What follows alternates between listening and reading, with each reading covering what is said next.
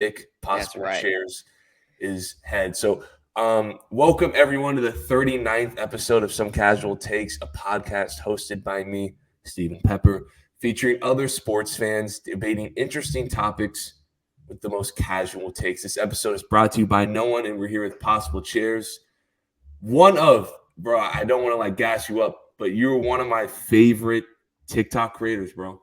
I appreciate it, Steven. Thank you very much. I like the topics you talk about because it's just not like, because whenever on TikTok, it's always LeBron versus Jordan. It's always LeBron this, LeBron criticism, or it's the same topics regurgitated over and over again. But you talk about some like very interesting stuff like that Kristaps Porzingis video. No one's talking about Kristaps Porzingis on TikTok. And then like I have some other people I follow on TikTok who talk about basketball history pre 1980, pre 1979. Like I like following those accounts because I'm not the most aware of who was the leading scorer of the 1947-48 season.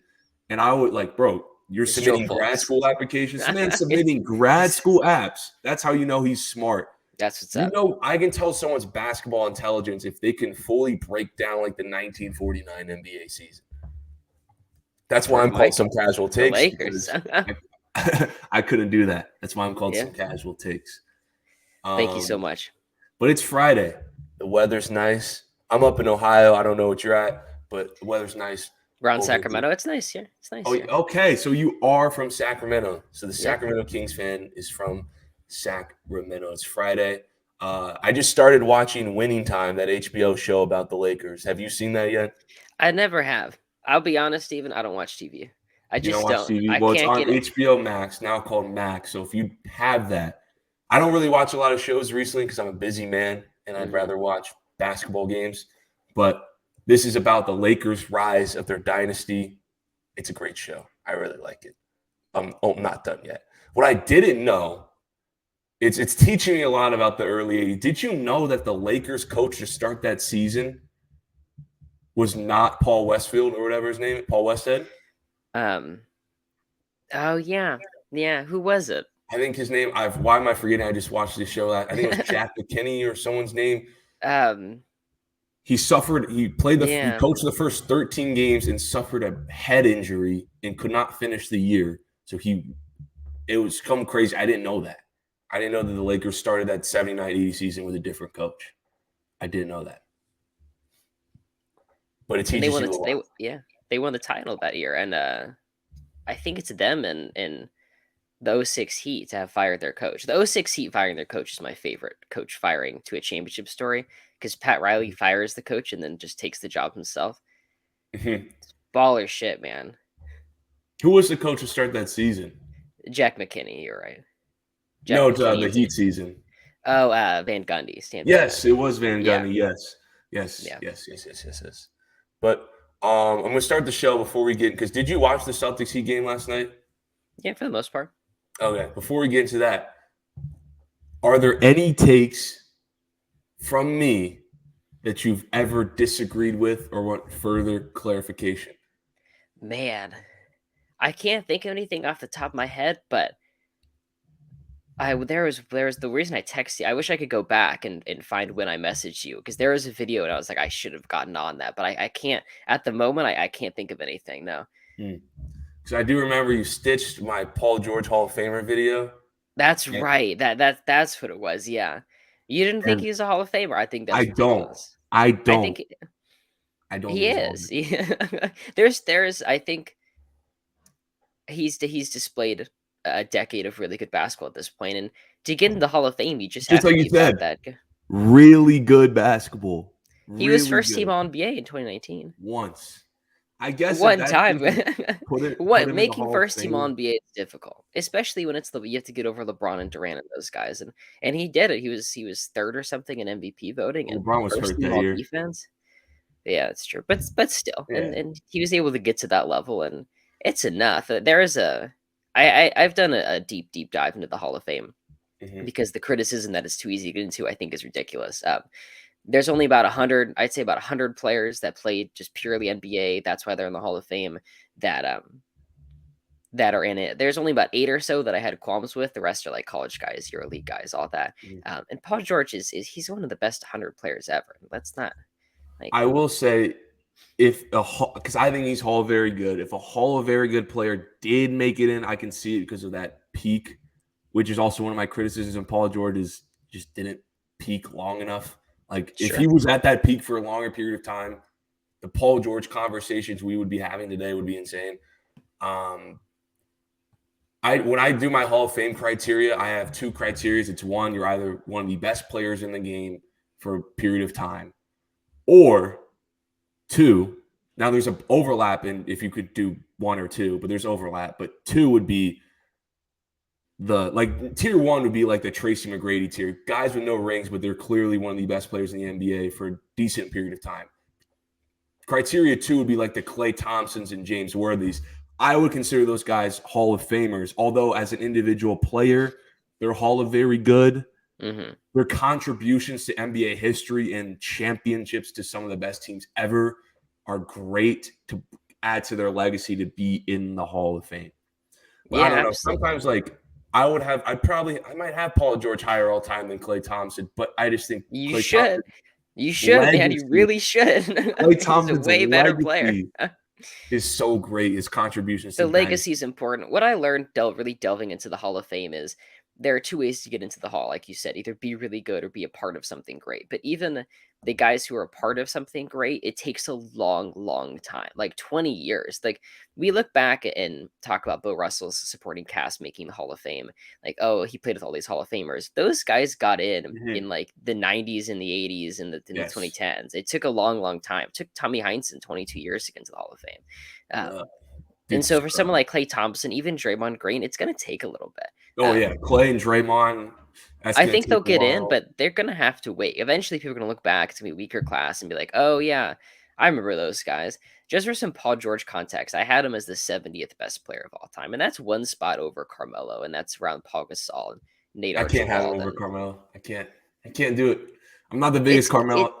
I'm not the biggest Carmelo Anthony fan. I've stated that he's one of the most overrated players in NBA history, but I don't think I can put him over Carmelo. Okay, Paul Pandemic Gasol. peak. Gasol. I'd have Melo over Gasol. I'd have Yeah, Melo yeah, over Gasol. I would. Yeah, but what I have, but just one spot. I've been defending Melo with his retirement, and I've been doing my defending Melo tour because I do think people are too critical of him, but he does have the issue of he was a good number one option, and he could be a good number one option on a 48, 52 win team or something like that. But as soon as the team gets like really good and it starts building around him, he's like, "Hey, whoa! Like, what happened to my shots, man? Like, I thought we were doing Yeah. something here." And it's like, yeah, but you aren't actually good enough to take us to the finals, so you're gonna have to give up some shots, and he just wasn't interested in that. Where I think Paul George, he could be the number one. He could be a really good number two, really effective in different ways. Okay. So, who do you think? This is the next. This time in that second TikTok I saw you comment on the other day. Who do you think's Jordan's greatest competition in the NBA Finals? It's got to be Seattle. No Seattle. one, Okay. no one figured it out. I mean, it's that or Barkley. I'll probably decide in the Okay. middle of this take, but the Supersonics are so good in the 90s, and they lose in the first round a bunch of times after winning like 60 games, which is disappointing. But still, when they finally put that together, in terms of just 1 through 8, they had Peyton and Hershey Hawkins and Sean Kemp and Detlef Schrempf and all those guys, and they were really ready to go to war. But I think Gary Payton, just someone who mentally you could never wear down in 10,000 years. He was just going to come back as strong as ever. They pushed that series. They turned it around after sticking Peyton on Jordan. It's not a great finals from Jordan, but they still end up winning just because those Bulls teams are so good, and it adds a little tinge to how great the '96 Bulls were. Mm-hmm. That team is preposterous. They have the greatest point differential of all time, but running into the finals, they had trouble with the Sonics. Yes. Now, those I would say those are his toughest comps. But when we talk about his most iconic comp, it's the Utah Jazz. If this Nuggets team wins a ring, this Nuggets team, I don't think you convince me, isn't better than that Jazz team. That's right. I did comment on that. Those Jazz teams were really good.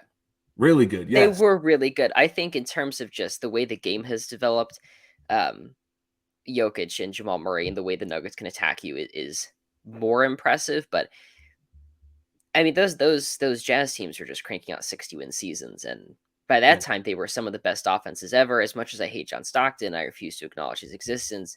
Um, I gotta respect how efficient that team was in terms of scoring the basketball. And they had this one thing.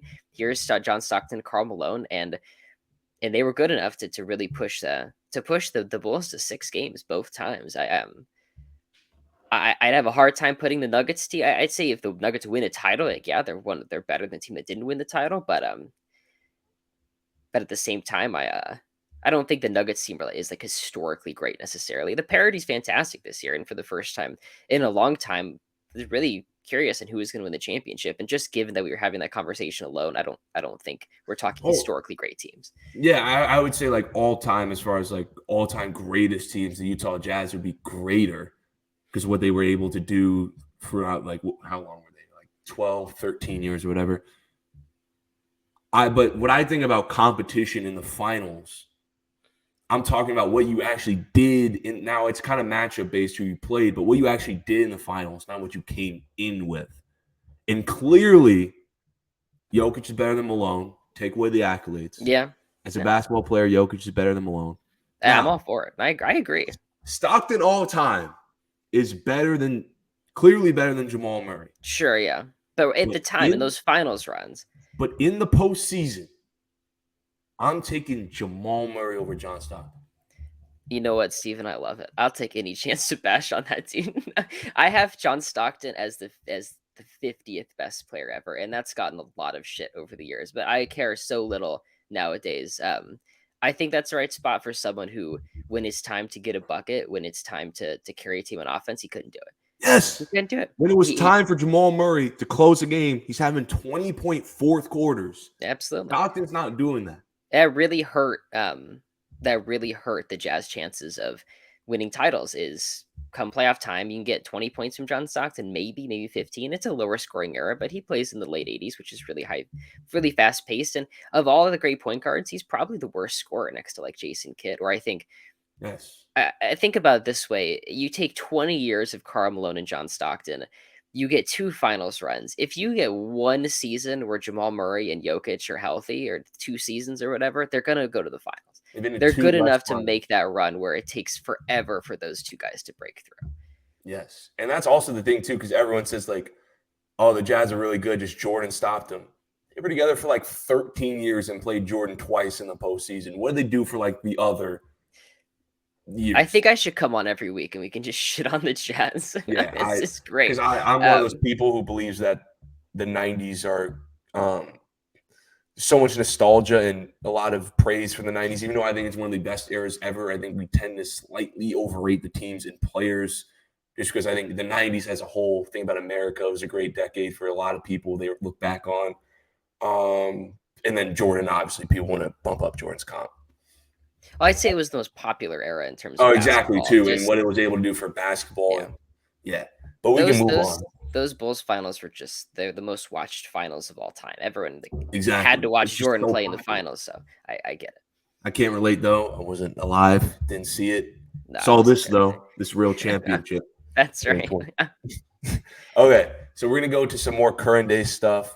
Celtics Heat last night. I'm not going to lie. I thought this series was over. My last podcast was Celtics going out sad. I didn't think Joe Mozzarella and Jason Tatum had it in them I didn't think they had this dog in them to really come back against Jimmy Butler, who clearly has the dog. But we have a game 6 tomorrow. How likely is it that the Celtics come back down 3-0? It's the best chance we've ever seen. Yeah, I do. It's the best chance we've ever seen in NBA history. There's been 3 times prior to this that teams have forced a game 7.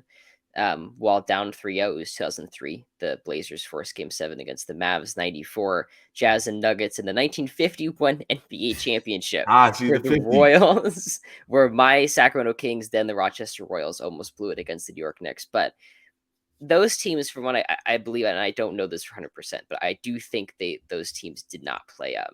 The teams that lost did not play at home. But the Celtics are going to have a chance to come back down 0-3 and then have game 7 at home. I don't think anyone's ever had that chance before. Yeah.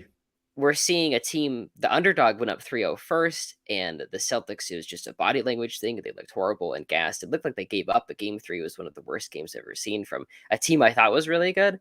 And Oh, it then was embarrassing. it was embarrassing. And then you get the Heat team that just gets pulled thinner and thinner, and they get is it Caleb Martin rolled his ankle? I forget, one of their Oh, Gabe Vincent. 6,000 Gabe guards. Vincent. Gabe Vincent.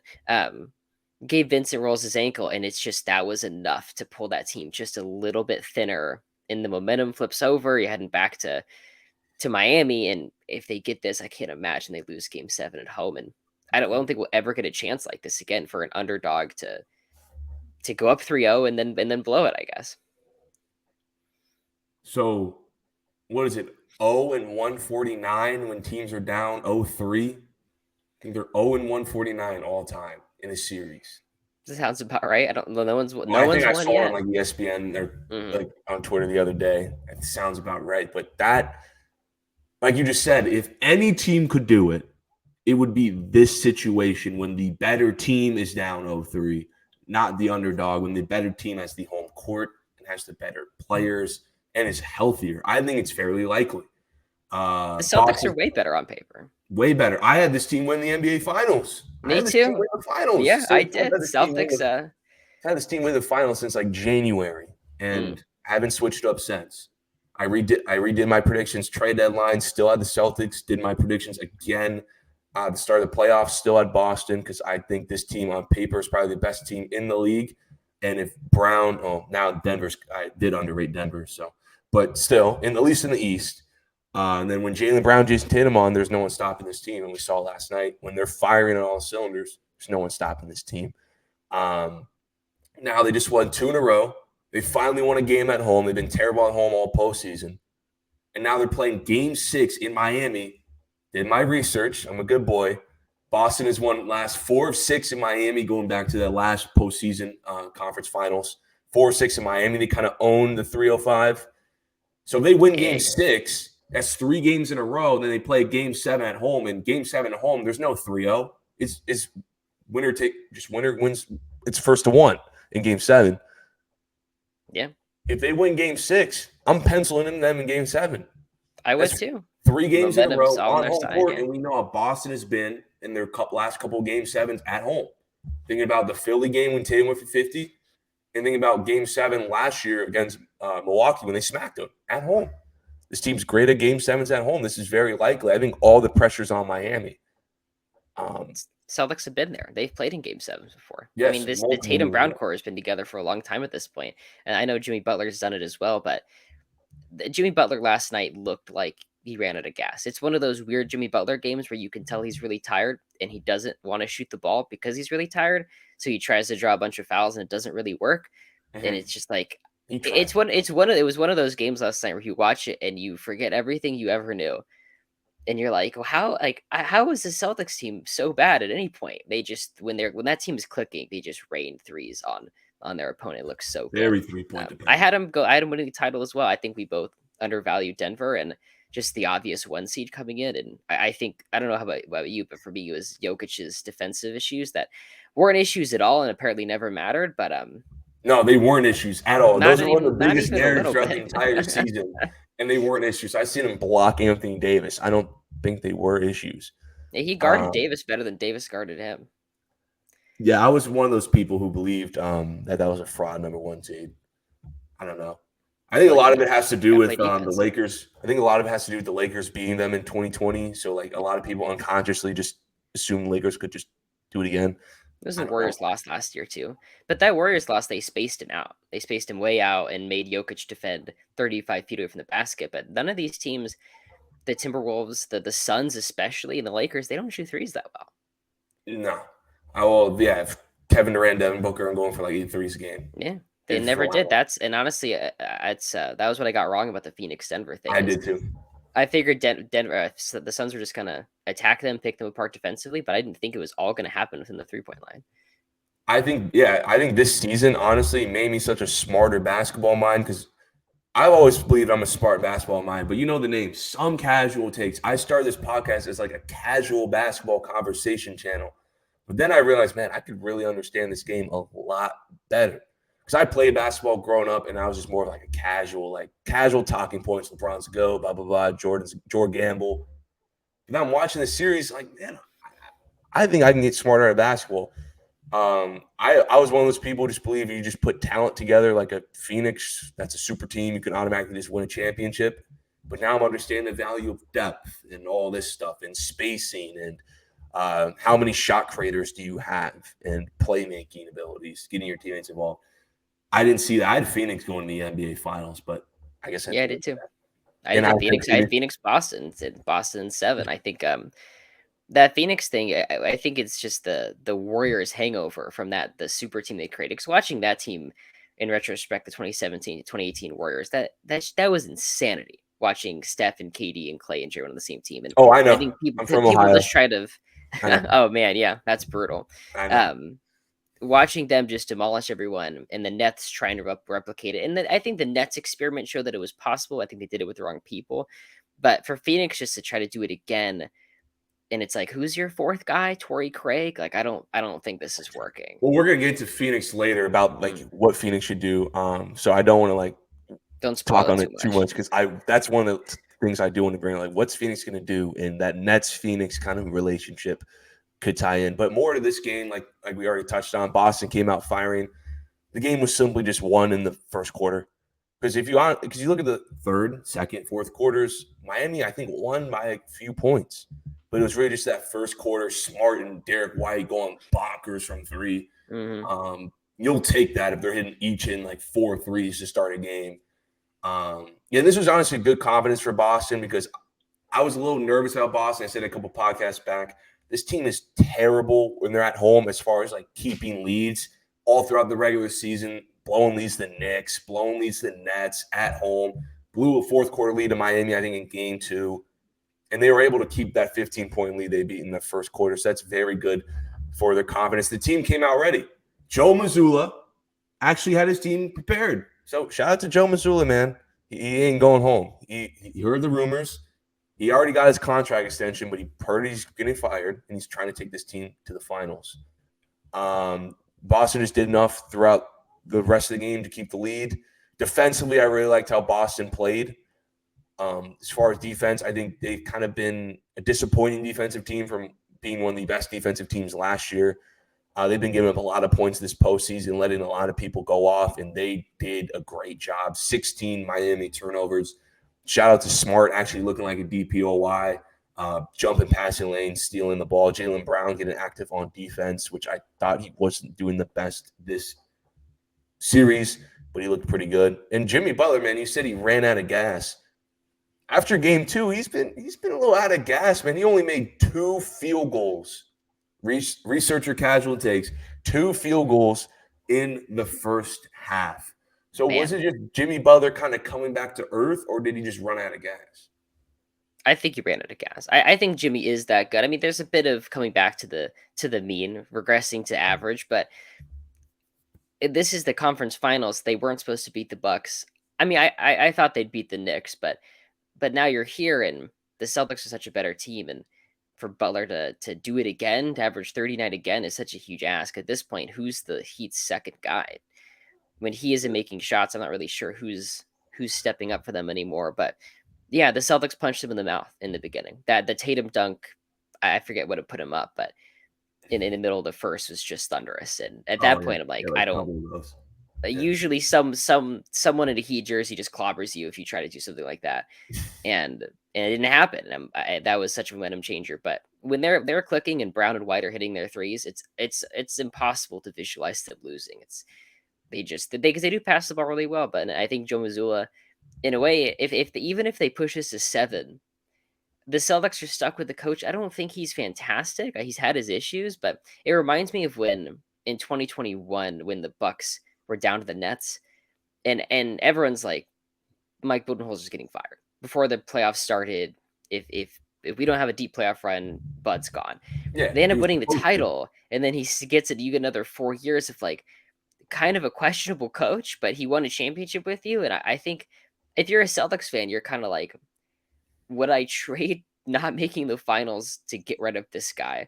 Because if he Yeah. wins a championship, you're gonna get the Doc Rivers experience. It's gonna be 2029, and Joe Mazzulla is gonna be your coach, and you're stuck with that. I love Doc Rivers' experiment. I love that. The coaches that just win a championship and you ride them for 4 years thinking that Mm-hmm. they could do it again when they prove they can't.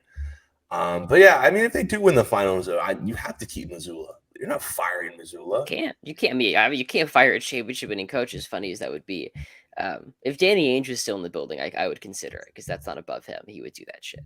But But yeah, Tatum's outshining Jimmy Butler these last couple games. I mean, you're talking about Jimmy Butler who's averaging what almost. I mean, he's not averaging 30 anymore because it's kind of going down because of this. Almost 30 in the playoffs, but he's getting held under 17 points in 2 of the last 3 games.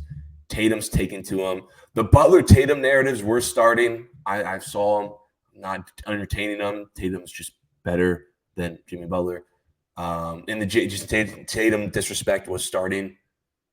But he's outshining Jimmy Butler, and that's Jimmy Butler's just need to play better. Looking down this team, no Vincent, like you said. The other shot creator for this team without Hero was Vincent. Bam Adebayo really isn't much of a shot creating threat. So without Vincent, they really have no shot creators. Because Strus, what do you get from Strus to be a shot creator? Kyle Lowry's 40. You're not getting much shot creation from him. Kevin Love, he only plays like 14 minutes. He's in a shot creator. Duncan Robinson's probably their second best shot creator and trying to beat the Celtics. That's not going to work. It's dark times. I almost forget how we got here. How did the Heat win 3 straight games? I don't understand. I don't know at all. One day, Bam Adebayo is going to take 25 shots a night. It's going to be awesome. I don't know if that'll ever come, but I've been crossing my fingers for a long time. Butler's averaging 24, 7, and 6 with 2.8 steals. Man, I love that. Yeah, Duncan Robinson being your second best shot creator. That's if he started the series like that, then they would have got swept. What do you think this means for Tyler Hero? It's expensive for someone you don't need. Apparently, don't need him all too much. I'd shop him, but like light shop. I wouldn't trade him, but light shop. I would pick up a phone. I'd pick up a phone, but how many people are calling for Tyler Hero? That's the issue. I think he's a good player, but I can't imagine the Tyler Hero All-Star campaign, All-NBA campaign. I just don't think he's that caliber of player. Before the season, I had him around like the Jordan Poole, Tyrese Maxey area. Yeah, that's all basically the same players. I think he's definitely separated himself from Poole, who's one of the worst players in the entire league. And I think Maxey's taken a bit of a step. Is Reeves in that category too? I feel like all those guys are just in that same category. That 2-guard, young, could get you 20. I prefer Reeves because he's better on defense. I would prefer Reeves too. And I think Reeves is just a better playmaker for the team. Yeah. Better shot creator and can make for others better. But that's a conversation I would love to have in the offseason when we do more like player-on-player things. But speaking of offseason, the Lakers, the team that has my favorite player for one more season. Now, they have a lot of offseason work to do because we realize that they're not as good as we thought they were, getting swept. Now, possible cheers. I don't know how much you thought about what the Lakers should do in the offseason. I don't know if you made a video on it already. I have not. If you have, that would be great. But if you kind of have a little idea, what do you think the Lakers should do? What would a Lakers offseason to you kind of look like for them to go back to like a West Finals? The first thing was make sure LeBron doesn't retire. And that came out today, this morning, that they believe he's going to come back for season 21, which was just master narrative manipulation by LeBron. He got swept and he starts moping about his retirement, and no one talks about that he got swept. But Rui Hachimura and Austin Reeves are crucial. I think those guys are really good players. If I was other teams, I'd really want those guys. For the Lakers, you're not going to stumble upon talent like that again. You're not going to draft an Austin Reeves. Austin Reeves is undrafted, I believe. You're not going to get him again. You're not going to trade 2 seconds in a couple of KFC coupons for Rui Hachimura like they did. But you'd be you can't just generate that talent. You have to retain those guys. They're not going to be able to flip. At that point, if they just walk, you wouldn't have the assets. The other thing is you take D'Angelo Russell and you just leave him. Just leave him somewhere. You take him out. You get him out. Find a nice street corner for him to sit at, and you're like, all right, buddy, we're gonna come back for you to play 15 minutes, and you never come back. Get him out. It was frustrating. I made a video expressing frustration that the Lakers got D'Angelo Russell because at the time he was playing pretty well, but I should have known he was a poison pill. I should have known that eventually he was going to go back to the 2 for 7 with no defense, and I just don't think he's a very good player. And the rumors came out that he was looking for a 4-year, $100 million Yep, sorry contract. for that.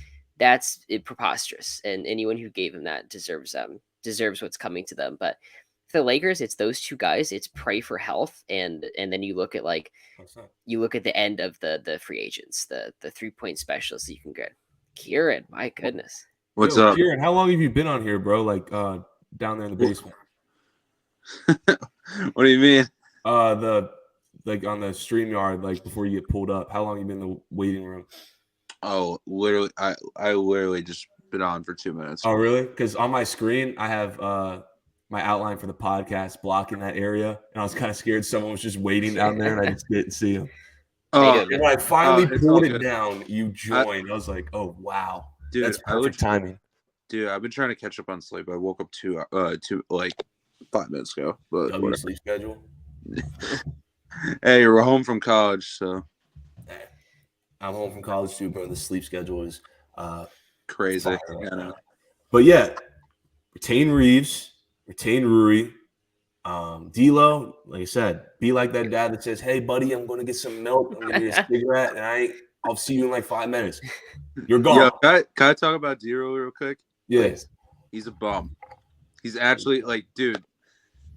D'Lo, like, I said this to Lakers fans like a month ago. Like, D'Lo never been a good playoff performer. He'll never be a good playoff performer. I don't think his game translates to be a good playoff performer. And I was right. He's fucking trash. That's all I have to say about Dude, him. he had some great game. That one game against Memphis where he hit like 3 straight threes, and that Golden State first half he had where he said, "I'm locked in. The weather's nice." I was like, okay, D'Lo, you can be a solid third option. He's a decent playmaker, a guy who can run a nice pick and roll with Anthony Davis. He's not a terrible passer, but man, and no defense. When Bruce Brown is publicly coming out and saying that we're attacking you, I just quit basketball because who's Bruce Brown? So retain Reeves, Rui, let go D'Lo. That was on my list. Get perimeter defenders is also on my list. I think you got to get better perimeter defenders. Is Caruso and those type of guys on the market? Is there like I don't think Caruso is. Is there great perimeter defenders on the market? I literally haven't checked free agency. Nothing the Lakers can afford. Okay, well, with the D'Lo contract coming off the books, you get money back, but then you got to pay Reeves. What do you think? What do you think of Schroeder? Like, have you talked about him yet? No, I haven't. Yeah. I like if you can, I hate watching him. Yeah, if you can somehow find some money or use that pick 16 or something to find a better perimeter defender, I would do that because the perimeter defense has been terrible. I think an underrated part of it's not roster construction really. It's more a lineup construction. I think going forward, the Lakers need to run a lineup similar to 2020. I think they had their most success in 2020.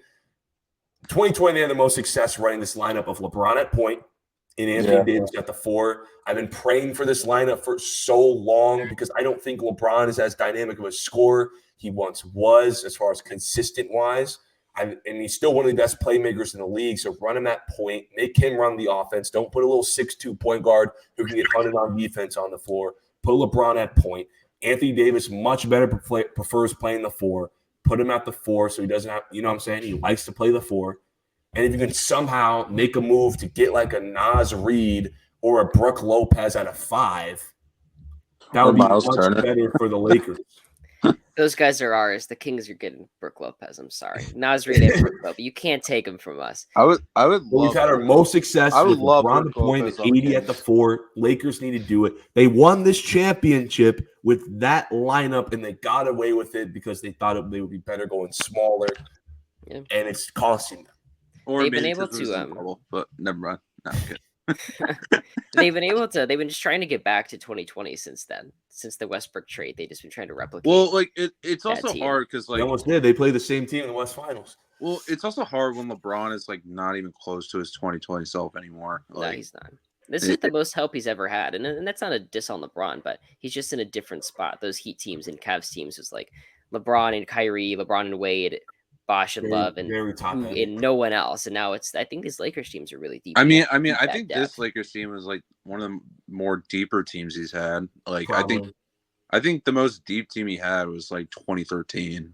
I'd say probably 2013 or 2012. Probably 2013. Ray Yeah. Allen, Mike Miller, Mario Chalmers. I mean, those guys aren't big names. They're all great Those guys can all hit shots, like 3-pointers. Important. I wanted to mention quickly about Russell. We're in like 20 years, D'Angelo Russell. We're gonna have to look back. People are gonna be like, LeBron couldn't win a title with D'Angelo Russell. That guy was an all-star. He was 18 points a night. We're gonna have to explain that guy was actually really not that good at all. Yep. Just one of those guys. Like I was trying to get him on here, but he didn't open my stuff. I was trying to get him. Crunch is definitely going to say that. Ticket from Players' Choice is definitely going to say that. Like all those anti-LeBron guys. Like the last time I felt that like D'Angelo Russell was like actually a good player was in 2019 on Brooklyn. Like that. Oh, so Wiggins was an all-star. And he was he was good. actually good. Like, yeah, he was a good shot creator. But when you have a guy that doesn't play defense and he loses a step, he doesn't make the shots the same. It's not a good look. Yeah. That's what I have as my Lakers offseason. I was at first, I made a TikTok. I was ahead of the Kyrie trend before everyone. I was a person pushing for Kyrie in the summer. I was pushing for Kyrie at the deadline. You want Kyrie on the Lakers? And then I was pushing for Kyrie after game 1 before anyone was pushing for Kyrie.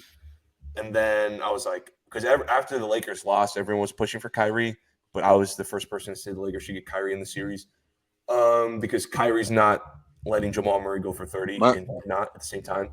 I would love for that. Come on, get Kyrie in the Lakers. Let's blow this up a little bit faster. I would like that, but then I was like, I would just rather go with the deeper team, get better defensively. My one problem with Kyrie is that like he has the same issues as LeBron and AD. Like he's injury prone. Injury prone.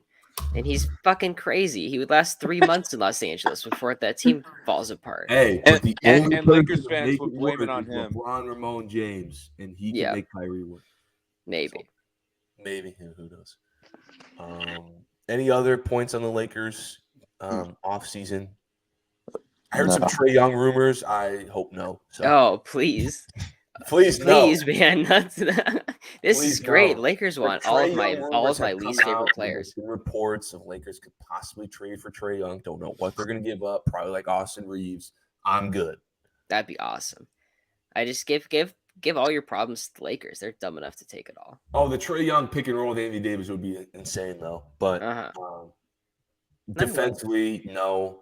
And I just want LeBron to be our playmaker because if LeBron's not our playmaker and he's falling off as a scorer, what are we doing with LeBron? He's not hitting shots. He's not hitting terrible threes. That's a terrible fit because Trae Young, if he's not holding the ball, is useless. And if LeBron isn't touching the ball, he moves less and less. You have two ball dominant guys. Trae Young is best when he has a 59% usage rate. If you bring it down to 30%, he doesn't know what he's doing. There's really no impact on Luka and those type of guys. Yeah, same with Luka. I have a fundamental belief that you can't build a winning team around guys with a 900% usage rate. Yes. Unless it's Michael Jordan and it's like the 90s when half your possessions go to one guy. Well, it's a different era now. He's good on defense. There's so many more shot creators in the league. Michael Jordan's also good off the ball. So yeah, he's good off the ball and good on great on defense. One of the best defensive guards ever. I'm just one of those rare players like that his usage rate is high, but like he's good off the ball as well. So he's a good player. That guy. Yeah, he's pretty good. Yeah. So I didn't have a podcast when the Lakers got swept because did I? No, I didn't. When they get swept, they got swept. No, I didn't have a podcast when they got swept. So I technically ducked because thankfully that happened in the middle of the week. No, it happened on Monday, but I had a podcast Monday morning. So I didn't get to talk about it. I didn't get to talk about LeBron's retirement thing. I'm not going to fully get into LeBron's retirement because everyone's already talked about it. It's been everywhere. It was the biggest headline for like 2 days. But I want to talk about this because I saw a tweet about it when LeBron does retire. Do you think every team that he played for will retire his jersey? 100%. Why wouldn't they? Like, he's won a championship for every team. I know they've been like shorter stints than like other players, but like I've seen like Clyde Drexler get his jersey retired by the Rockets, and he only played there for like 3 years. There's no doubt in my mind that like when a top 2 player is on your team, your number's going to get retired. Like, there's no doubt in my mind about that. I agree. I think on a side note, I think the Heat should unretire Jordan's number because that was dumb they did that. That was actually pure glazing. I've never That seen was- a bigger glazing moment ever when Pat Riley's coming out on center court, retiring Jordan's number. I And he think never people played they a really minute thought they were going to do that. Like they were going to be the first ones. Everyone was going to do this. We respect Jordan, and then no one else did. I just want to be in like the room with all the owners when Pat Riley. I guess Riley's not an owner, but Riley comes in. He's like, "Guys, what the fuck was that? I thought we were all doing that. I just don't Yeah, they understand. I Jordan thought we were on the was same gonna be like some page." Bill Russell or Jackie Yeah. Robinson league-wide retire the jersey, and then no one did it. So No one did, but I agree with LeBron. I mean, it's the Lakers, the Cavs, and the Heat. I They mean, if should he just plays retire one players. season in Charlotte or something with his son, I don't think he'll get that treatment. But have teams not the Lakers done that to Kobe? no. I was making sure because I was wondering if teams did that to Bill Kobe. Bill After Russell. Kobe died, I wonder if like any other franchises like retired. I think players. Bill Russell's the only like player to have his like jersey retired, even though LeBron still wears it. But like, Oh, yeah, they have that one. I forgot what it's called. The was it Godfather, or some rule or something. grandfather clause. Yeah, when you already wearing that person's jersey, it's going to be difficult. Speaking of jersey retirement, Melo and Jokic. bro, the Celtics are not gonna have any numbers left. I don't think Melo and Melo Jokic, deserves to who have his number who gets retired. retired? Or they- Jokic, Denver. Jokic should definitely have his number retired. Yeah, But he not- shares the same as Melo. Are they just going to retire 215s? I don't think they should retire Melo's number. I don't know really. I mean, I made a video talking about all the great things he did for Denver. I don't think he was that good, especially like the forcing the trade out and all that. Yeah, If he but left on a good I also note, think, but can you just say that- that he's the isn't, like, greatest Denver- nugget of all time outside of No. Jokic? He No, might not I- even be. Unless you believe like David Thompson's like the greatest nugget of all time or What, something. what like about that. Alex English? I'd say it's Jokic and then probably English and then it's Carmelo. Just in Oh, terms well, of still nuggets, top 3 nuggets. player in your franchise, I guess. Yeah, still a top 3 player, but just with the way you leave matters, and maybe with time, like Vince Carter left. Does Vince Carter have his number retired for Toronto? No. No. See, No, I don't I'm think they'll ever sure. do that, and I don't think they should because he quit for half a year and then got traded. Just you leave on a bad note, you don't get your number retired. Hey, but that's one of the most iconic jerseys of all time, the Vince Carter Absolutely. 15 Raptors. I had Absolutely. that growing up. It's that one of your my favorite contest? jerseys. It's one of mine. It's one of mine. So to LeBron, obviously, yes, Cleveland should not just retire his jersey. They should build him a statue out front of the arena, name a street sign in the city after him, and give him the entire keys to Cleveland. Make him like an honorary mayor or something. Let him buy Cleveland. Let him buy Cleveland. Miami, I mean, no argument for Miami not to. LeBron has the argument to be the greatest Miami Heat player of all time. 2-time MVP, took it to 4 finals, won 2 finals MVPs. Easily retired for that city. Put the 6 in the rafters. That's got to be Wade though for the best. Oh Heat yeah, ever. I'm just saying Yeah. LeBron has an argument to be the It's a greatest. bad argument, but it's an argument. Hey, whoa! Yeah. 2 Yeah, MVPs. Wade has none. It's Dwayne Wade. It's 4 final trips and it's 2 Wade finals County. MVPs. That's more than Wade. Yo, up the go, Jimmy Butler. Oh, Jimmy He's up Butler. there. Jimmy Butler's You know, probably. Jimmy I Butler's think he's. three. I honestly three. think Jimmy Butler is the 3rd greatest Heat player I think ever, three. I'm not putting Shaq or Alonzo Mourning above him. Or or Chris Bosh. Hell no. Who's next? Tim Hardaway? No. It's funny you mentioned this. I actually had Udonis started like Haslem. a best players than franchises history, and the first team I did was the Heat. And then I stopped there. I had Wade, LeBron, Butler, Alonzo Mourning, then Shaq. Yeah. Yeah, Butler. That's about right. And then Butler's after that, three. it's Bosh, Tim Hardaway, Bam Adebayo, and there's a fall off Yeah, after that. yeah. Corey Where's Tyler Nash, Hero on that list? Bro, Bam pissed me off. 6th man of the year, Tyler He's Hero, bro. 16th, right above Hassan Yeah, 6th Whiteside. man of the Dude. year.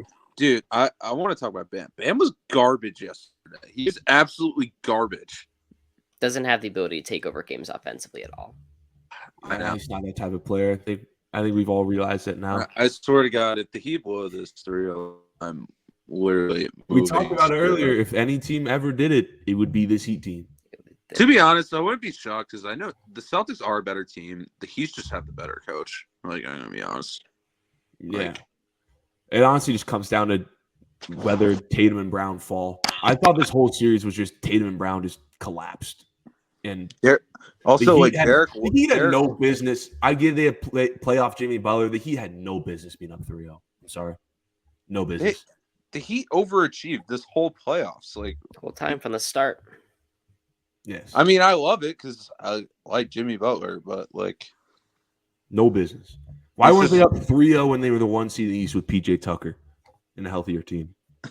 They were literally better last year. They were better last year. Makes no sense. Kyle Lowry was a year younger. He's actually better this year than last year. Kyle Lowry, I know it's kind of crazy. Last year. And then for the Lakers, back to LeBron real quick. There's actually some debate whether the Lakers should or should not retire his jersey. I think they should 100% sure. He won you this championship, not only a championship. So if you win a championship for a team, you automatically get boosted into some upper echelon tier players. Won you finals MVP, another West Finals trip, broke the all-time leading scoring record in your building. And it's LeBron James. Without a doubt. He also played LeBron.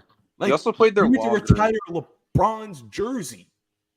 So, like, the only exception I would say if, like, LeBron's jersey didn't get retired, if he won the chip, then left, if it was, like, Kawhi Leonard situation.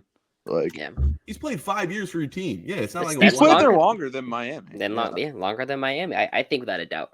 All those things are true. And it's the Lakers. They take care of their guys. In Miami, I just thought about that, bro. That's insane. That's actually insane, to be honest.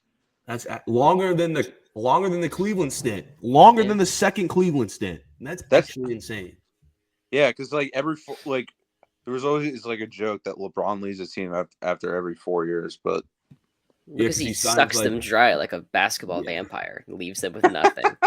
But then he could have last year, but he signed that 1+1 deal. Yeah.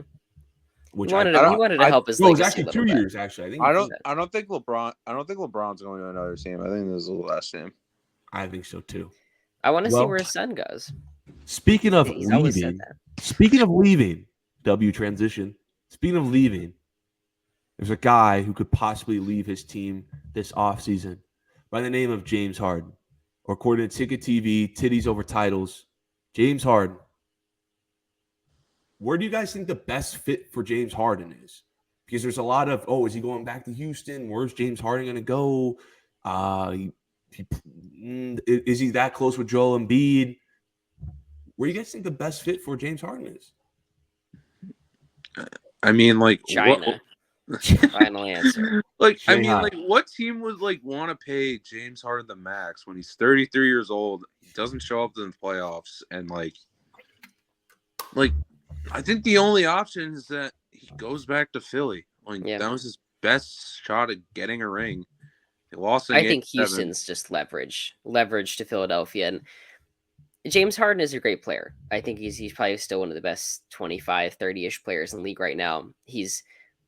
You want to have him on the team. Do you want to pay him the max? Hell no, you don't want to pay him the max. And that's the issue. No. Whoever wants to pony up gets those problems because you get someone who will be pretty good and then not as good in the playoffs. And if that guy's $20 million, then great. If he's $30 million, you're screwed. If James Harden gets the max, it's probably the worst contract in the league. If Jaylen Brown gets the super max. Ben Simmons still has like 3 years left on his deal. Simmons, that's the worst contract, no matter how you slide. I mean, if Jaylen Brown gets $300 million, then I'm going to be honest. Jordan Poole's making hella money. Ben Simmons is so bad. I forgot he's still in the league. I forgot he was in the league. You got to remember, he's holding the Nets down forever at this. I forgot he was on the Nets. Like, I forgot. Yeah. What if James Harden? Well, because they didn't play him. Well, because he's hurt and they didn't play him in the playoffs. What if James Harden goes to Phoenix? Do you like the Phoenix collab?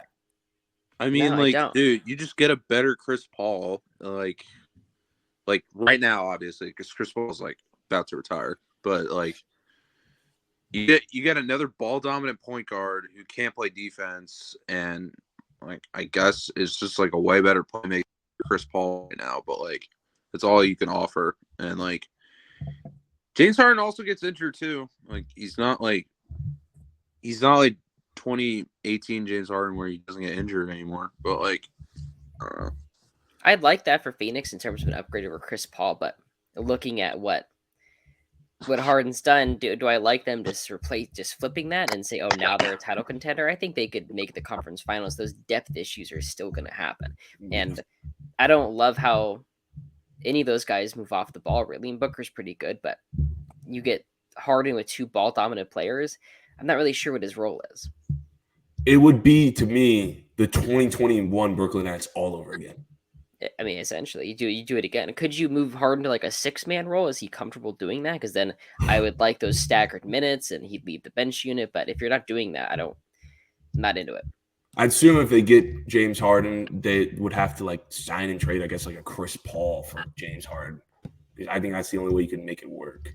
That's true. I'll be right back. 1 second. Yes, but it would just straight up be, it would straight up just be Brooklyn all over again. Absolutely no depth, top heavy with the 3 players, your 3 stars. Kevin Durant's obviously on the team. James Harden's obviously on the team, and pray that James Harden doesn't pull a hammy, and just pray that trio can connect so well offensively and they can overcome depth and defensive issues. If he goes back to Houston, I would hate it. I hope it's leverage, like you said. I think it's hilarious. I'd love that. Because I think what Ime Udoka could do in Houston I want him to build a young team, and I don't want a 34-year-old pulling a hamstring, taking minutes away from Kevin Porter or Jalen Green. I would much rather have like a Jaylen Brown come over there if they want somebody with a bit more experience than like a rookie. But yeah, Philly would definitely, I think, still be his best fit. I think if they just get a new coach, I really like the duo of Harden and Embiid. They got great jobs. Find to make it work where they can give Harden a little lesser role, start easing Maxey in more to giving him more of the role, let Maxey grow, because sooner or later Maxey's going to have to like be the big time player. He's the kid, and Harden's going to fade away soon. It depends who their coach is too. Like, I forgot Doc Rivers got fired. Because I don't know who's their favorite right now. Is it Budenholzer? Monty Williams, something like that. Can I give a Rockets take really quickly that you mentioned it? I don't like any of those guys. I don't like anyone on the Rockets roster. I don't think when the Rockets are good, there's going to be 0 of those players on the team. Speaking of the Rockets, I saw his tweet. It involved Rockets Warriors. This is by far the worst. I got to pull it up. My brother told me about this, and go ahead. No, it's fantastic. By far the worst trade package I've ever seen in my life from The Athletic. Their trade idea: Rockets trade for Jordan Poole, Jonathan Kuminga, for Kevin Porter Jr., Jayshawn Tate, KJ Martin. But that's just the players. Apparently, Jordan Poole and Kuminga can command the number 4 pick, a first round in 2025, and a first round in 2027. That's ridiculous. Cook this trade up has to be the most unbiased Warriors fan I've ever seen, because this is by far the worst trade ever. You tell me Poole after this season's commanding Poole for this trade package, I guess, for Poole Kuminga would be worth Kevin Porter Jr., Martin, and Tate, and then maybe like a second-round pick or maybe a first in like 5 years. But the number 4 pick in a 2025 pick is crazy for Jordan Poole. I think you have the right idea.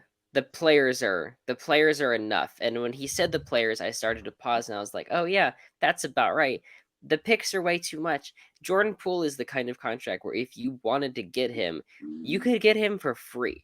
So the Warriors are going to have to pay somebody to take that contract for that kind of player. Jonathan Kuminga is a nice young player. He's not worth any of that. Maybe like a lottery protected 2025 first, you call it good. But you're never going to get that kind of value. That number 4 pick, I would only trade if Boston's like, you want Smart and Jaylen Brown. Like, okay, I'll give you that for the 4th pick. It's valuable. That's it. I'm not trading anything else for the 4th pick. Like, seriously. Like, Jordan Poole worth a 4th pick? Okay. All right. The Warriors are stuck with a lot of money in a lot of bad places. You can't trade Clay. You can't trade Draymond unless Draymond requests it. Those guys they mean so much to Golden State. You kind of have to ride this out, and they're stuck in between these timelines. It's just they're in a tough spot. Clay also looks pretty awful right now. I think Clay's worth about $8 million a year, and Whoa, I'd say like 15. 8's crazy. Sure, yeah. I'm probably 15, my mind I'm hasn't not gonna lie. adjusted to. 15 might be crazy. I'm not gonna He's lie. still a great shooter, but he sucks at defense now, and he isn't as good on offense. I mean, I I think think the he did teach minimum well, that like Clay should get is like 11 million a year. Yeah, I said on the other podcast where the Warriors dynasty fell, like possible chair said, they're stuck in timelines. They tried to balance the future and win now at the exact same time. I don't think I've ever seen a team in sports history, unless someone knows, where they were able to pull that off, balance future almost and impossible. win now in the same extent as the Warriors. And then the It's future was horrible. I mean, Poole was not a bad selection. That was end of the first round. He's giving you 20 a game. As much Poole hate they get, Poole was a great pick. Moody was a decent pick, but Kuminga, you're not playing him and you draft him 7. Wiseman, we know that's horrible. They I don't think whipped the on a lot Warriors of get young enough shit guys, for and the a lot of their Wiseman old guys are situation. getting old. So I don't think they get enough shit for the Wiseman issue. They drafted him second overall, and they traded him for a guy that let walk in free agency. That's horrible. That's negative value on that asset. In terms of teams that have been able to bridge the gap between current and then present, or in the sense of the future, is the Spurs going from into the Kawhi era. They were able to kind of balance that and win a title, and of course Bill Russell in the '60s going from, although it's still Russell the entire time, and like it's Curry the entire time, and changing the pieces around him. But that's basically it. It's nearly impossible. I thought the Lakers were going to try to do that at one point with like Kyle Kuzma and Anthony Davis, but then they realized how mid Kuzma was for the Lakers and then just traded him. Kuzma's so ass on the Lakers. All right, last point, because we're almost at an hour, and that's where I like to keep the show. Let me pull this up. So I want to get your guys' hot takes, a take that you would absolutely fight for. Have you seen this meme? Which take are you defending like this? Which take are you fighting for? I want to know that. If you guys have one on the top of your head, it's fine if you don't. But is there a take that you would absolutely, if someone argued against your take, you would fight back with everything you had in your head? It's the Bill Russell stuff for me. I have Russell as the 4th best player ever. I've been fighting for that since I started this account, and I've only dug myself deeper and deeper. I've made video after video after video about his impact as a teammate and as a player, as a defensive player. Even argued for his offensive abilities and how valuable those championships are. I mean, I've gone deeper than any person ever should. I have Bill Russell all the time. Let's see. Pull up the list, the official list. Let's see. Bill Russell is 4th. My man. I have him at 4. My man. I have him at 4. Honestly, I don't hate it. I have Bill Russell at 6. So yeah, that's good. That's just, I respect it, Kieran. I respect it. Well, like my 4 through 6 is just like center. Who is it? Who is your 1 through 6? Just out of curiosity. Shaq, Hakeem, Bill Russell. Like 4 through 6. You have Hakeem at 5? Yeah. Bro, can we stop? That's way too fucking high. That's way too high. I'm done with this TikTok stuff because I'm going on TikTok lives, and for the love of God, I bring this up every time I talk to Hakeem. When I first started getting into basketball when I was a little kid, no one in their moms was putting Hakeem. Every narrative back then was Hakeem is the most underrated player in NBA history. And I was one of those guys who always thought Hakeem was underrated. And I think 7 years ago, all the narratives were one of the most underrated players ever. And then today, Hakeem might be slightly overrated. I agree. The fact that he's at 5 on your list is crazy to me. I mean, if you want to talk about top 5 peaks, yeah. But we're talking about greatest players of all time, totality of your career. I think people focus on Hakeem's peak way too much.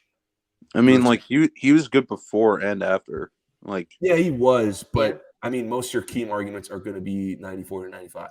My whole Hakeem spiel is this essentially from, I think, prior to Rudy Tomjanovich, prior to 1993, Hakeem was a good player. He was about 22 points and about 2 assists. That's what he was bringing offensively. He eventually transcends into the 5 assists a night, 33 points a game in the playoffs in 94, 95. Prior to that, he wasn't that. I think from until then he was about as good as Patrick Ewing, who's a 30-ish, top 40-ish best player of all time. He gets the 2 transcended seasons, it vaults him into the top 15. But guys like Bird, Kobe, Duncan, Shaq, Magic, those guys are pumping out those 94, 95 type seasons over and over and over again. And just because Hakeem had 2 of them doesn't make them as good. He wasn't as good prior to 1993. Headshot. Possible chairs, headshot. I got it. Well, yeah, like I agree that like Rudy Tomjanovich helped Hakeem's offense a lot because the reason why I do have Shaq over Hakeem is because like I feel like Shaq's like he wasn't much of a black hole like Hakeem like just like wouldn't like pass, like he refused to pass like before like I don't know what season he said, like 93. The spacing really helped out. But I will say this, I do think Hakeem's defense made up for that the time that he was a black hole. So I still think those are quality seasons for Hakeem. And he also made a finals in 86. So he did. They're quality seasons. And he's still obviously a really good player. He's in, I think I have him 13th all time. And Shaq also made a finals for the Lakers. I think 13's a little That's low. True. I think he's a pantheon guy for him. He's up in that conversation. Might be a little low for me. Well, Aaron, if you want to know my criteria, I value Peak the most. Yeah. So yeah, and if that makes sense. Just those two seasons are incredible. I do value Peak. My criteria mostly is, first of all, we talk about the greatest players of all time. I know a lot of people don't like accolades because a lot of them are player vote. A lot of them are media voted. You can suck one. I value accolades as far as greatness. So accolades, impact on winning, production, pure talent, and then peak. But accolades, production, impact on winning, I value the most. Well, mine is all within era context too. All within era context. Well said, Steve. My criteria is like peak offense, defense, playoffs, longevity, and port. Which port is basically like how your offense can translate into any offense. So yeah, that's fine. I kind of stay away from. I think the smallest one for me, as far as my criteria, would be pure talent because I just feel like there's so many players who are talented than other players, but as far as greatness and production, aren't producing as much. Hey, like Trace McGrady, top 50 player ever. Magic Johnson, but I wouldn't. But Magic Johnson's impact on winning and production was so much greater than Russell Westbrook's.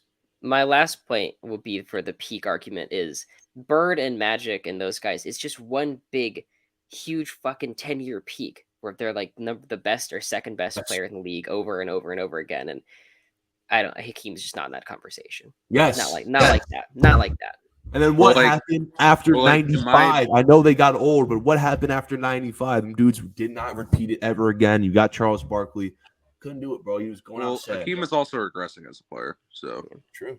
Like Hakeem after 97 kind of fell off. So my top 15, the official list is, as a LeBron fan, this is sad, but until I find an argument over 2011, it's Jordan, LeBron, that's so Kareem, Bill Russell, Magic, Duncan, then Kobe. Magic, Duncan, Kobe are all interchangeable. I just put them in the same. I can't separate those guys. So I have them all right next to each other. You guys are going to hate on those. And then Shaq at 8, Larry Bird at 9, Steph at 10. Steph is a top 10 player. Yes. Or if you want to interchange him with Hakeem, that's fine. I just like Steph's dominance and impact on winning was a bit longer than Hakeem's. So Hakeem at 11. Wilt, Mr. Overrated's at 12. Dr. J at 13. Slightly, I included some of his ABA accomplishments with some slight context to boost Dr. J up to 13. Moses Malone, a dude I would die for in an argument, 14. And then Kevin, the Snake, Slytherin at 15. That's great. That's pretty close to what I've gone on. Who's your list? I don't think I've ever really seen your list in full. I know you made video after video, possible chairs, and then I'll get to you because I know you did a series, but I got the whole top of. At this point, it's out to 175. I've completely lost my fucking mind. Nothing can stop me, and my life is ruined. Aaron, I know a guy who ranked. I know a guy that ranked 700 players all time, and that Was that it? what- Is it? What's the guy's Is that name? I think I NFL, met NBA him. post? NBA NFL post. Yes, dude goes to like Huh. 700. Makes no sense. I forget. I think I know. I think I messaged that guy. I looked through his list. I think he takes it seriously for the first 100 or so. I think it. I don't Yeah, think he he does does. after He that. does. But I have Jordan, LeBron, Kareem, Russell, Duncan, Shaq, Magic, Bird, Kobe, Curry at 10. I think we're all there. Wilt, Dr. J, Hakeem, Durant, and then Oscar Robertson. The Nah. Hakeem, you can if you flip Hakeem and Dr. J, I don't really care. I'm just a really big Dr. J guy. I am too. I boosted up to 13. I just think now it depends where you value the ABA. I like the ABA. The ABA Exactly. was close It to as depends good how as much value and stock you put in the ABA, and that will determine your Dr. J. Because if you go all in on ABA, then Dr. J is a top 10 player. But if you put ABA into some context, then he's close. I think my favorite Elijah one over Wilt, though. I have them right next to each other, but I give Elijah on the edge because I think Wilt's overrated. Because I think as far as Hakeem won to me at his absolute best, I can't say the same thing for Wilt Chamberlain. My favorite what if ever. I don't know for sure, but I think it's 72. The Bucks drafted Dr. J, and he didn't come over, and it would have been him and Kareem. And what was There you left of go. Oscar, that team would have. I don't know if anyone beats that team in any game. They go like 82-0.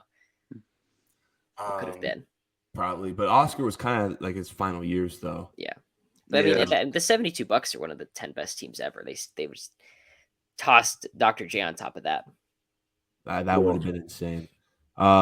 Yeah. Like, my only problem with Wilt is, again, like when he was at his absolute best, he just didn't win. He didn't start winning until he took a lesser role. And I just don't like that. Yeah. I like guys who win at their absolute apex, and that's what everyone on my list did. Now, Wilt was still great when he won. That's why he's high on my list. But I like Jordan. Thinking about peak Jordan, he won a championship. Peak LeBron, peak. All those guys, they won their absolute best. They won at the best things they can do.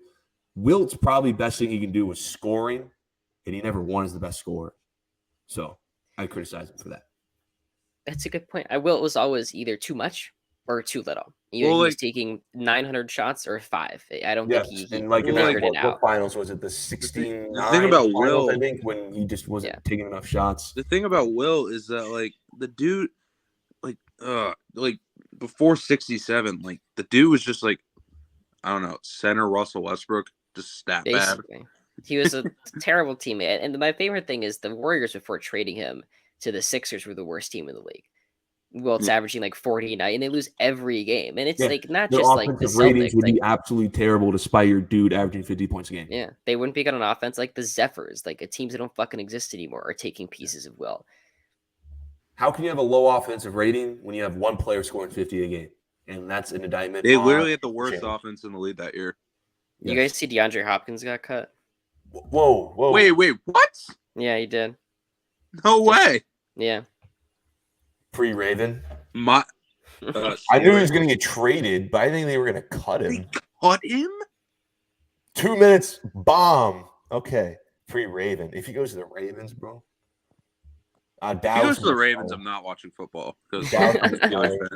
Giants should sign him. I mean, they don't have a receiver. That would be pretty nice for them. Can the Steelers sign him? That'd be hilarious. GG Super Bowl if he goes to Buffalo. I'm just saying. I want him to go to Buffalo so bad so they can shut up about the anti-Josh Allen narratives. I want him to go to Buffalo so bad. But the take, before we go, the take I would die for, I would defend like this, like Jordan Clarkson. Definitely, like I mentioned earlier, hardest championship. Not the hardest championship, but the bubble was the hardest for the Lakers. And if you disagree, that's tough.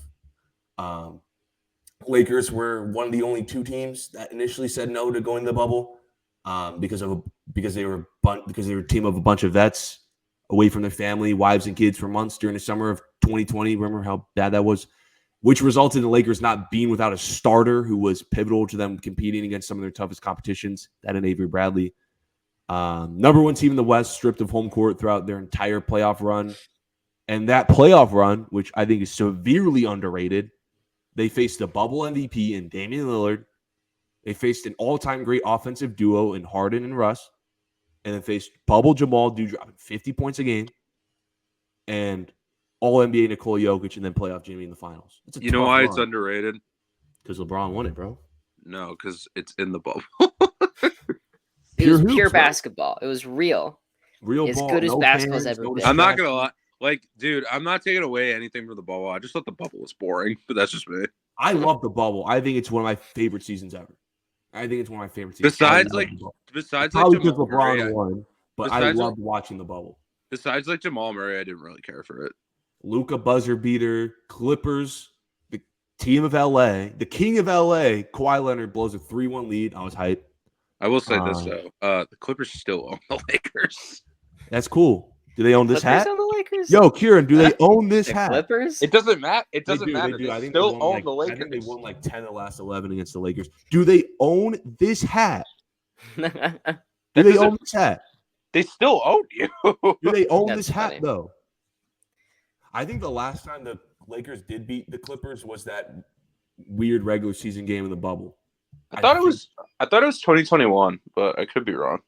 I don't The think Clippers so. are a disgusting franchise. They're just a ridiculous clown franchise that lives in the basement of Los Angeles. Yes, and they Not don't own. Not a fan. Oh, I have a friend who's a Clippers fan. can I just give my take? I showed him a picture of this hat, and I said, "Bro, do you own this?" And he got mad. Can I just give my take about the Clippers real quick? I thought if they were healthy, they were going to be the best team that the Nuggets played in the playoffs. I thought they were in the Suns. I thought they were better than the Lakers. Man, that's the Kawhi story, man. If they were healthy, didn't happen. It's just like no. It's just like unfortunate. Like when I think of like Kawhi Leonard, I think of like it's not 20 better players than him, like ever, like at their absolute best. Oh, at their peak, yes. I don't think there's 20 players better than Kawhi. No, like there's not 20 better players than Kawhi Leonard. Then peak Kawhi Leonard, I agree. In terms of full career, he doesn't play very much, but well, he's regardless, I think Kawhi's still like a top 30 player, but still. Yeah, well, since you value peak a lot, you're probably the Kawhi over Scottie Pippen type guy, yeah? Oh, I don't even think it's close. Well, I argue Kawhi versus Scottie Pippen a lot to people, and a lot of people just say Kawhi doesn't play. Listen, longevity arguments hurt him. People are gonna hate me for this. I think Scottie Pippen's overrated. But, No. I've seen people put Scottie Pippen as a top 5 small forward. That's not a bad. No, it's a top 5. Yeah, actually, no, top 5. Yeah, that's a little high. But Let me see. I have 6. LeBron. That's not a crazy overall. Bird, KD. Like LeBron, Berg. I have 6. Dr. J. Yeah, 7th. Like he's not higher than Elgin Baylor, and Havlicek. In my opinion's better. I mean, I know this dude played like 5 years in the NBA, but like, yeah, he's good. Like, I don't know. Like, I feel like people would think like Scottie Pippen was like this elite player for so long. I think he was just like relatively good for a long time. Like, hey, he's a couple All-NBA first teams, man. I'll defend Pippen in the next podcast. I'll come back with my Pippen defense. Like, listen, like I'm not denying like 94 and 95 Pippen were great. Like, I'm not denying that. Like, but like, I don't know. I think he was like relatively good for a long time. Like, I don't know. So you think he's a Hall of Very Good type of guy? No, he's still a top 10 small forward. He's still a top 10 small forward. But like, you know who's Hall of Very Good? I was about to say Reggie Miller. Carmelo Anthony. I'm not gonna. Nah, Melo's a Hall of Famer, bro. I don't care. I think of college career too. Yeah, funny. Syracuse title. Good stuff, guys. Are we all good? Yeah. Thank you guys for tuning in to the 39th episode of Some Casual Takes. Shout out to Possible Chairs for pulling up, and Kieran with the shot clock cheese coming in through in the clutch. I came in for Game 7. Game 7, Kieran in the building. Thank you guys for tuning in. You guys know where to find me. I'm probably going to go live Monday. Yeah, probably Monday at same time. Salute, everybody.